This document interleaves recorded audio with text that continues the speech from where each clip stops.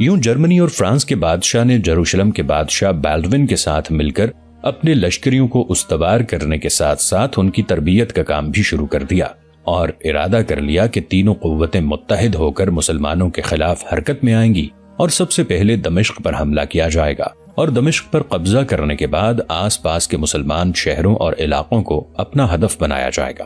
سلطان نور الدین زنگی حلب شہر میں ایک روز اپنے قصر میں بیٹھا ہوا تھا۔ اس کے دائیں بائیں اس کے دونوں چھوٹے بھائی قطب الدین اور نصرت الدین جگہ سنبھالے ہوئے تھے، جبکہ دائیں جانب جو لوگ بیٹھے ہوئے تھے ان میں امیر العساکر اسد الدین شیرکو، اس کے علاوہ دوسرے سالاروں میں سے اسامہ بن مرشد، فخر الدین مسعود بن علی، عزیز الدین جرولک، ارسلان، نجم الدین اور دوسرے سالار بیٹھے ہوئے تھے، جبکہ دوسری جانب قاضی عبد الواحد بن بلال، قاضی کمال الدین شہزوری، طبیب ابو المجد، طبیب رشید الدین، طبیب کمال الدین، طبیب شمس الدین، طبیب مہذب الدین، امام عبداللہ ابن اساکر، کاتب اماد اور امام قطب الدین نیشاپوری بیٹھے ہوئے تھے۔ ان کے علاوہ سلطنت کے دیگر عمائدین بھی اپنے منصب کے مطابق اپنی جگہ سنبھالے ہوئے تھے۔ سلطان خاموش تھا، شاید اس کے سامنے کسی کو پیش کیا جانے والا تھا۔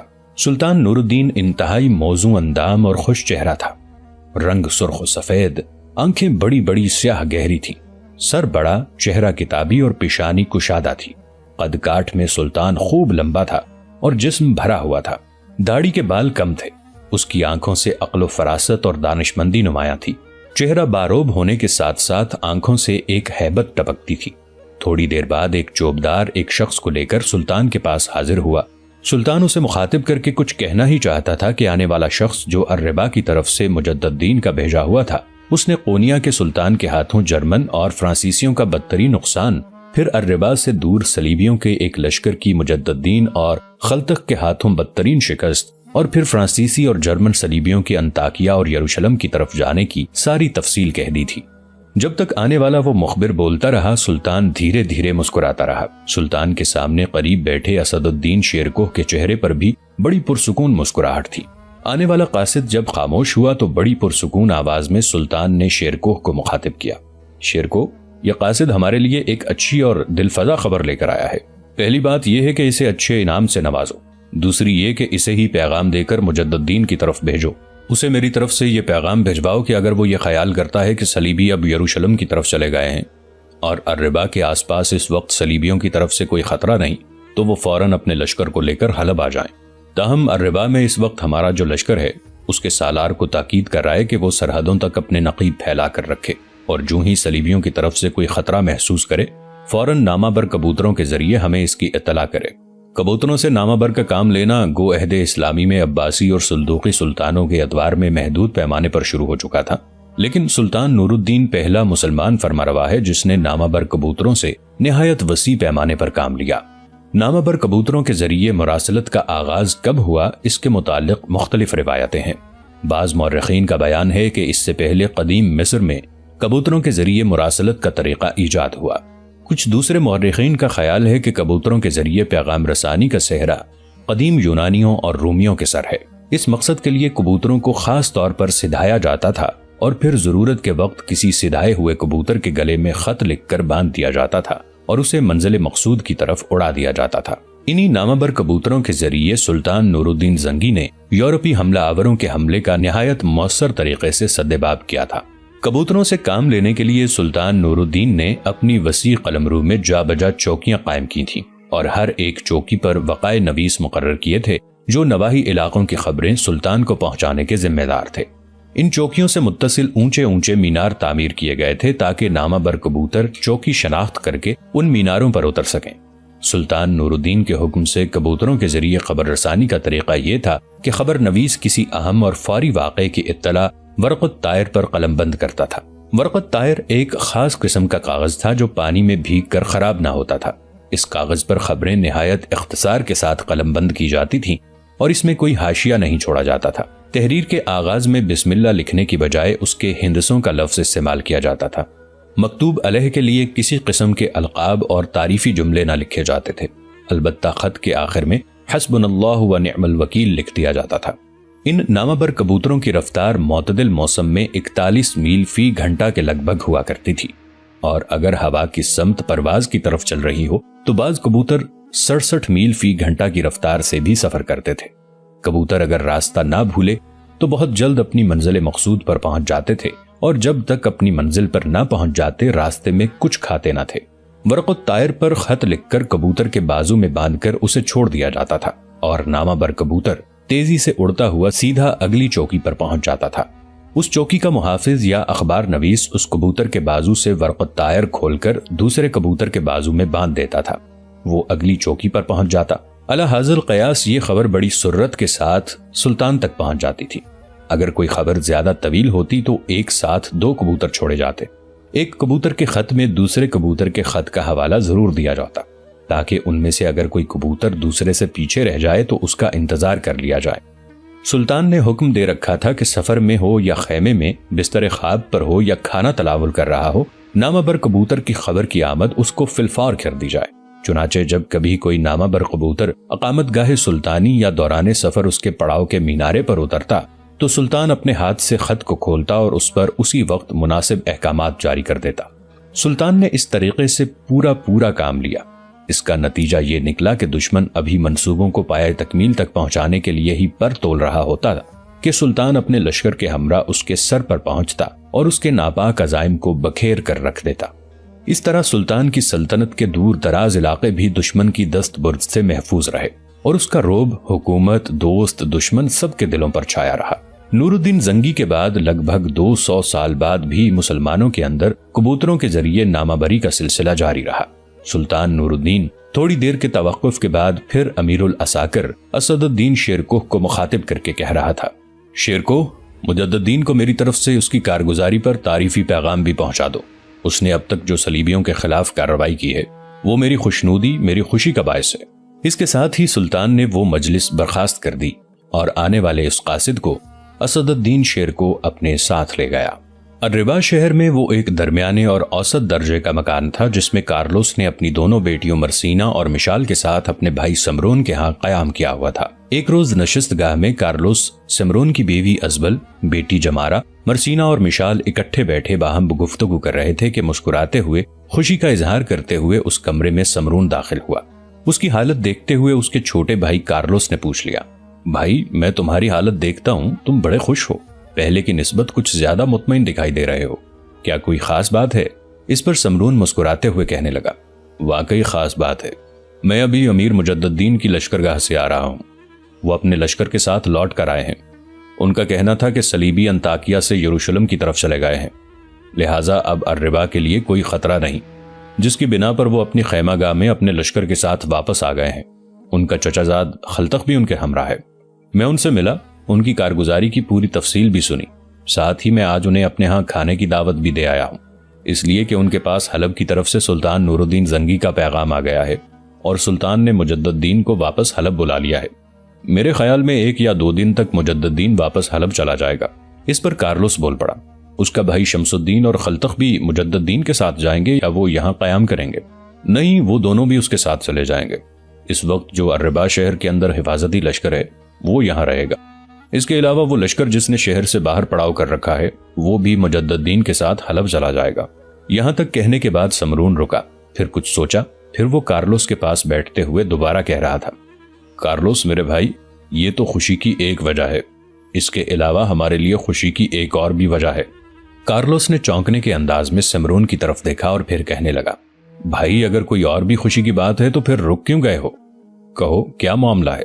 इस पर समरून मुस्कुराते हुए बोल पड़ा, अमीर मुजद्दीन ने अपने भाई शमसुद्दीन के लिए मेरी बेटी हमारा का रिश्ता मांगा है। भाई, मैंने तुम पर इंकशाफ किया था कि अमीर मुजद्दीन हमें उस वक्त से जानते हैं जब पहली बार सुल्तान के हमरा वो इस शहर पर हमलावर हुआ था। जमारा को भी अमीर मुजद्दीन ने पहले से देख रखा है और वो इसकी इज्जत, इसका एहतराम एक छोटी बहन की तरह करता है। आज जब मैं उनसे मिलने गया तो उसने मुझ पर इंकशाफ किया कि जमारा की बात उसने अपनी माँ से की थी। माँ इस रिश्ते पर मुत्तफिक है। माँ के कहने पर ही उसने शमसुद्दीन के लिए जमारा का रिश्ता मांगा है। समरून रुका, फिर वो कहने लगा, मुजद्दीन कह रहा था कि अगर हमें यह रिश्ता मंजूर हो तो वो आज ही मंगनी के तौर पर जमारा को अंगूठी पहना देगा। कार्लोस ने समरून की बात काट दी, कहने लगा, भाई, फिर तुमने अमीर मुजद्दीन को क्या जवाब दिया? मैंने क्या जवाब देना था? समरून ने अजबल की तरफ देखते हुए जवाब दिया, मैंने अमीर से यही कहा कि मुझे तो कोई एतराज नहीं, تاہم اس سلسلے میں وہ آ کر میری بیوی ازبل سے بات کرے۔ اس پر ازبل فوراً بول اٹھی، مجھے کیا اعتراض ہو سکتا ہے؟ میری بیٹی کے لیے شمس الدین سے بڑھ کر اور اچھا کیا رشتہ آ سکتا ہے؟ جو ہی مجدد الدین اس سلسلے میں مجھ سے بات کرے گا تو میں ہاں کہہ دوں گی، اور اگر وہ آج رشتہ پکا کرنے کے لیے جمارہ کو انگوٹھی پہنانا چاہے تو میں سمجھتی ہوں یہ ہماری خوش قسمتی کا باعث ہوگی، بلکہ میں یہ کہتی ہوں کہ اس کے آنے سے پہلے پہلے آپ بھی شمس الدین کے لیے ایک انگوٹھی کا اہتمام کر رکھیں۔ ازبل جب خاموش ہوئی تو سمرون پھر بول اٹھا، دراصل مجدد الدین اپنے بھائی شمس الدین اور چچا زاد خلتق دونوں کی شادی ایک ساتھ کرنا چاہتا ہے۔ خلتق کا رشتہ پہلے ہی خلتق اور مجدد الدین کی پھوپھی کی بیٹی سے طے ہے، ان کی پھوپھی بھی ان کے ساتھ ہی حلب میں رہتی ہے۔ سمرون مزید کچھ کہنا چاہتا تھا کہ اس کی بات کاٹتے ہوئے کارلوس بول پڑا، کیا مجدد الدین کی شادی ہو چکی ہے جو اپنے چھوٹے بھائیوں کے لیے وہ شادی کی فکر مندی کا اظہار کر رہا ہے؟ اس پر دکھ کا اظہار کرتے ہوئے سمرون بول اٹھا، بھائی اس کے ساتھ ایک حادثہ پیش آ چکا ہے، لہٰذا اب اس کی شادی کرنے کا ارادہ ہی نہیں۔ اس کی ماں بڑا زور دیتی ہے لیکن وہ ہر بار ٹال دیتا ہے، لگتا ہے اس نے تہیہ کر لیا ہے کہ اب وہ شادی نہیں کرے گا۔ سمرون کی اس بات کے جواب میں کارلوس بول پڑا، اس حادثے کا تو ہمیں علم ہے کہ یہاں ایک لڑکی پہلے مجدد الدین سے محبت کرنے لگی تھی، پھر کسی صلیبی کے ساتھ بھاگ گئی۔ یہی واقعہ اور حادثہ مجدد الدین کی سنجیدگی اور چپ کا باعث بن چکا ہے۔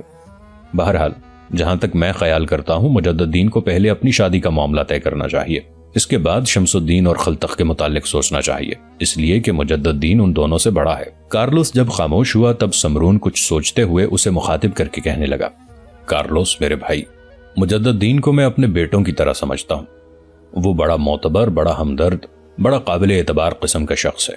سنو، اس کے لیے بھی میں نے ایک لڑکی دیکھ رکھی ہے، لیکن ابھی اس موضوع پر اس سے گفتگو کرنے کا وقت نہیں آیا۔ یہاں تک کہنے کے بعد سمرون رکا، کچھ سوچا، اس کے بعد اس نے اپنی بیٹی ہمارا، مرسینہ اور مشال کو مخاطب کر کے کہنا شروع کیا، میری بچیوں، آج مجدد الدین، شمس الدین اور خلتق کی دعوت کا ایسا عمدہ انتظام کرو کہ ہمارے ہاں ان کی یہ دعوت ایک ایسی یادگار بن کر رہ جائے۔ کھانے کا بہترین اہتمام کرو اور کسی چیز کی میرے بچوں کمی نہیں رہنی چاہیے۔ اس دعوت کے لیے جو جو چیزیں تمہیں منگانی ہیں وہ کہو، میں ابھی جا کر تمہیں لا دیتا ہوں۔ اٹھو اور مطبخ کی طرف جاؤ، اور جس چیز کی کمی ہے وہ پھر آ کر مجھے بتاؤ۔ اس کے ساتھ ہی سمرون کے کہنے پر مرسینہ، جمارہ اور مشال اٹھ کر وہاں سے چلی گئیں۔ ان کے جانے کے بعد کارلوس نے اپنے بڑے بھائی سمرون کی طرف دیکھتے ہوئے کہنا شروع کیا، سمرون میرے بھائی، یہ جو مجدد الدین نے اپنے چھوٹے بھائی شمس الدین کے لیے ہماری بیٹی جمارہ کا ہاتھ مانگا ہے تو میں یہ سمجھتا ہوں یہ ہماری خوش قسمتی ہے۔ یہ تینوں بھائی بہت اچھے لوگ ہیں۔ میں چونکہ مرسینہ اور مشال کے ساتھ چند دن ان کے ہاں رہ کر آیا ہوں، لہٰذا میں ان کے اخلاق و کردار اور ان کی انسان دوستی سے بے حد متاثر ہوا ہوں۔ بھائی اگر تم برا نہ مانو تو میں اس موقع پر کہوں گا کہ تم دیکھتے ہو کہ مرسینہ بے شک جمارہ سے چھوٹی ہی صحیح، لیکن وہ بلوغت کی حد کو پہنچ چکی ہے، ماں ان کی مر چکی ہے۔ بھائی یا بڑی بہن ہو تب بھی میرا بوجھ کچھ کم ہوتا، اب میں ہی ان دونوں کی ماں اور باپ بھی ہوں۔ میں چاہتا ہوں کہ مرسینہ کا بھی کہیں اچھا سا رشتہ طے ہو جائے اور میں کم از کم ایک بوجھ سے تو ہلکا ہو جاؤں۔ کارلوس کے خاموش ہونے پر مسکراتے ہوئے سمرون کہنے لگا، یاد رکھنا میرے لیے مرسینہ اور مشال ایک ہی جیسی ہیں، جیسے جمارہ ہے، جیسے مجھے جمارہ کے رشتے کی فکر ہے، ایسے ہی ان دونوں بیٹیوں کی ہے۔ تھوڑی دیر پہلے بھائی میں نے تم سے کہا تھا کہ میں نے مجدد الدین کے لیے ایک لڑکی تلاش کر رکھی ہے۔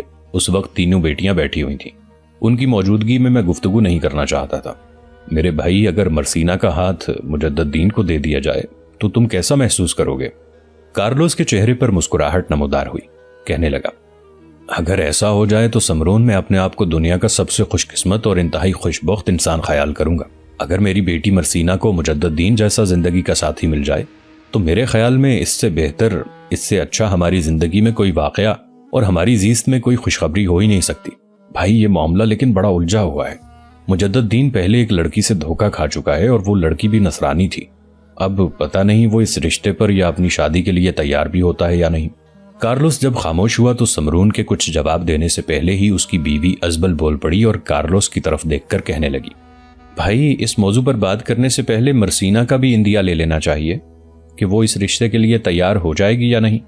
بھائی حقیقت یہ ہے کہ میں جمارہ کے سلسلے میں بھی بڑی محتاط تھی۔ جمارہ نے پہلے شمس الدین کو دیکھ رکھا تھا، بلکہ مجدد الدین، شمس الدین اور خلتق اس سے پہلے کئی بار ہمارے ہاں آ بھی چکے ہیں۔ اس کی وجہ یہ ہے کہ ہم نے ان تینوں کی موجودگی میں اسلام قبول کیا تھا اور وہ ہم سے بے حد خوش تھے۔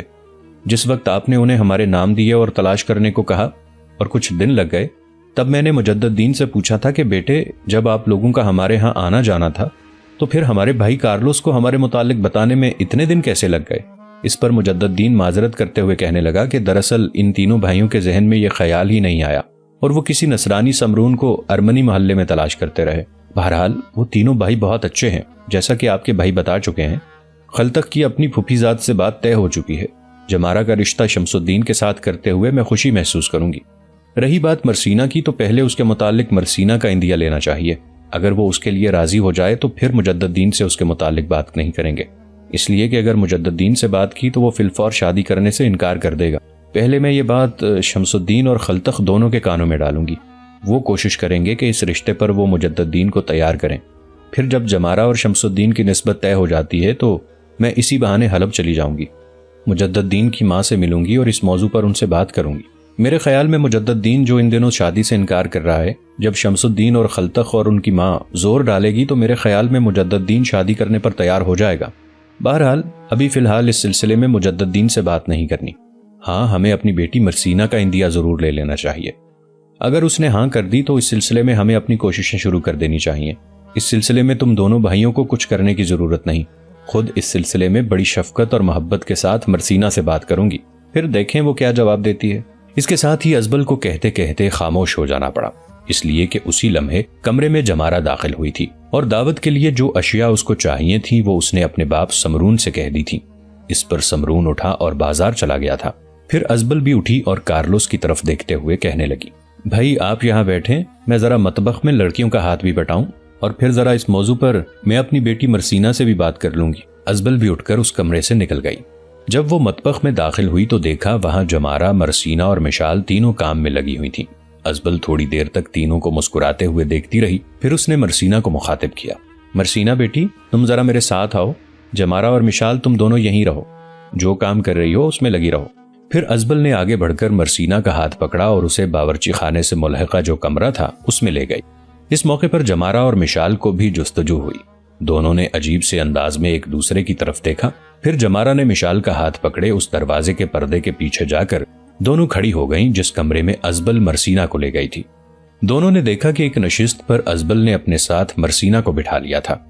پھر بڑی شفقت، بڑے پیار میں مرسینہ کو مخاطب کر کے کہنے لگی، مرسینہ میری بیٹی، میں صرف تیری چچی نہیں ہوں، تیری خالہ بھی ہوں۔ میں ایک انتہائی اہم موضوع پر تم سے گفتگو کرنا چاہتی ہوں، مجھے سوچ سمجھ کر جواب دینا۔ بیٹے، ہر لڑکی اپنا گھر آباد کرنے کے خواب دیکھتی ہے۔ اس سلسلے میں جیسی فکر مجھے اپنی بیٹی جمارہ کی ہے ایسی تمہاری بھی ہے۔ تمہاری مرنے والی ماں میری سگی بہن تھی، اس لیے اب تم دونوں کی جمارہ کی طرح میں ہی ماں ہوں۔ بیٹی کوئی چیز مجھ سے چھپانا مت۔ دیکھو جمارہ کی نسبت آج کل میں سمجھتی ہوں شمس الدین کے ساتھ طے ہو جائے گی۔ بیٹے مجھے تمہاری بھی فکر ہے، اس سلسلے میں کارلوس بھائی سے بات کر کے آئی ہوں۔ میری بچی، اگر ہم تمہارا رشتہ امیر مجدد دین سے طے کرنے کی کوشش کریں تو تمہیں اس سلسلے میں کوئی اعتراض تو نہ ہوگا؟ مرسینہ چونک سی پڑی، لرزنے کے انداز میں اس نے اپنی خالہ ازبل کی طرف دیکھا۔ خالہ، آپ یہ کیا کہہ رہی ہیں؟ امیر مجدد دین کہاں، میں کہاں؟ وہ سعادت، وہ کامرانی کا مجسمہ، عزت و وقار کا سرچشمہ، جبکہ میں ان کے مقابلے میں نظر فریب سبزہ زار اور انحطاط و زوال بھرا ہجر و فراق ہوں۔ وہ فضاؤں میں رقصاں جگنوں کی مانند ہیں، وہ جرت مندی کی آبائی روایات کا وقار ہیں، جبکہ میں ان کے مقابلے میں خشک پتوں کی حزین آواز اور اندھیرے کی گھنی موجوں میں سرد خواب سے بھی بدتر حیثیت رکھتی ہوں۔ خالہ، وہ بڑے زیرک اور فرزانہ ہیں، اپنے دشمن کے لیے تباہی کے غار کھول دینے والے ہیں۔ وہ اگر شادی کرنا چاہیں تو میرے جیسی ہزاروں لڑکیاں ان کے سامنے ہاتھ جوڑ کر کھڑی ہو سکتی ہیں۔ مرسینہ جب خاموش ہوئی تو ازبل بول پڑی، میری بیٹی یہ بات نہیں ہے، اللہ نے تمہیں حسن سے نوازا ہے، فطرت نے تمہیں خوبصورتیوں کی ساری رعنائیاں عطا کی ہیں، قدرت نے تمہیں لا انتہا جمال کی ساری دلکشیوں سے سنوارا ہے، تمہارا حسن دعوت کیف و وجد دیتا ہے، تمہاری خوبصورتی کھوجنے کی حدت پیدا کرتی ہے، تمہاری جسمانی ساخت، تمہاری مو لینے والی آنکھیں دیکھنے والے کے لیے بہاروں کے چمنزاروں، نور آلودہ تبسم اور اجالوں کی طربناک نشان چھوڑ کر رکھ دیتی ہیں۔ تو میرے سامنے اپنا اور امیر مجدد دین کی شخصیت کا موازنہ نہ کر، تو اپنی شخصیت سے پوری طرح آگاہ نہیں ہے۔ اگر امیر مجدد دین کے لیے ہزاروں رشتے ہیں تو تمہاری خوبصورتی کو بھی دیکھتے ہوئے تمہارے لیے بھی ہزاروں رشتے آ سکتے ہیں۔ میں تو تم سے صرف یہ پوچھنا چاہتی ہوں کہ اگر ہم تمہیں امیر مجدد دین کی زندگی کا ساتھی بنانے کی کوشش کریں تو کیا تمہیں اس سلسلے میں کوئی اعتراض ہوگا؟ اس موقع پر مسکراتے ہوئے مرسینہ نے ازبل کی طرف دیکھا، پھر کہنے لگی، خالہ جب آپ نے پوچھ ہی لیا ہے تو میں آپ سے کوئی چیز چھپاؤں گی نہیں۔ اگر امیر مجدد دین کو میری زندگی کا ساتھی بنا دیا جائے تو میں سمجھوں گی سورج نے شفق کو، ماہتاب کی کرنوں نے سبزہ زاروں کو اور پھول نے شبنم کو اپنا لیا ہے۔